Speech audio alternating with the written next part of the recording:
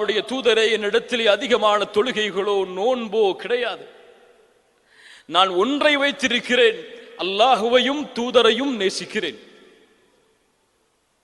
அல்லாஹ்வுடைய தூதர் சொன்னார்கள், நீ யாரை நேசிக்கிறாயோ அவர்களோடு இருப்பாய். அவ்வளவுதான், ஒரு வார்த்தை. அனஸ் இப்னு மாலிக் ரலியல்லாஹு அன்ஹு அவர்கள் சொன்னார்கள், இந்த வார்த்தை சொல்லப்பட்ட நாள் எங்கள் வாழ்விலேயே நாங்கள் அதிகமாக மகிழ்ச்சி அடைந்த நாள். இந்த வார்த்தை எமக்கும் சொல்லப்பட்டது. ஏதாவது உள்ளத்திலே மாற்றம் வந்ததா? சொன்னார்கள், ஏன் மகிழ்ச்சி அதிகமா? அல்லாஹ்வுடைய தூதர் சொன்னார்கள், யார் யாரை நேசிக்கிறார்களோ அவர்களோடு இருப்பார்கள் என்றால் நாங்கள் முஹம்மது ரசூலை நேசிக்கிறோம், அபூபக்கரை நேசிக்கிறோம், உமரை நேசிக்கிறோம் ரலியல்லாஹு அன்ஹும் அஜ்மஈன்.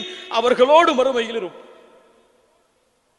யாருக்காவது உள்ளத்திலே எண்ணம் வந்திருக்கிறதா, என் மரணத்திற்கு பிறகு என் தூதரை, எனக்காக அனுப்பப்பட்ட ரசூலை எப்போது பார்ப்பேன் என்று? அல்லாஹு அக்பர். அல்லாஹ்வுடைய தூதரின் மீது அவர்கள் வைத்திருந்த பாசம். பத்ருடைய களம், வரிசையை சரிபடுத்துகிறார்கள். அங்கே ஒருவர் மட்டும் வரிசையை விட்டு வெளியே வருகிறார். அல்லாஹ்வுடைய தூதர் தன்னுடைய கையில் வைத்திருக்கக்கூடிய குச்சியை கொண்டு அவரை கொஞ்சம் குத்தி உள்ளே தள்ளினார்கள். இஸ்தவு யா சவாத், வரிசையை சரிபடுத்துங்கள் சவாதே. அவர் சொன்னார், அல்லாஹ்வுடைய தூதரை, என்னை வேதனைப்படுத்தி விட்டீர்கள், பழி தீர்க்க வேண்டும். சஹாபாக்கள் கோபமடைந்தார்கள். வேண்டாம், இதோ சவாதே, உனக்கு முன்னால் இருக்கிறேன், பழி தீர்த்துக்கொள்.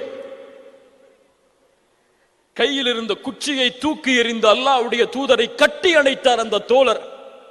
கேட்டார்கள், சவாதே, ஏன் இப்படி செய்கிறாய்? அவர் சொன்னார், அல்லாஹ்வுடைய தூதரே, எங்களுடைய நிலைமை இந்த போர்க்களத்தில் பார்க்கிறோம். திரும்பி வருவோமா இல்லையா என்று எங்களுக்கு தெரியாது. ஆனால்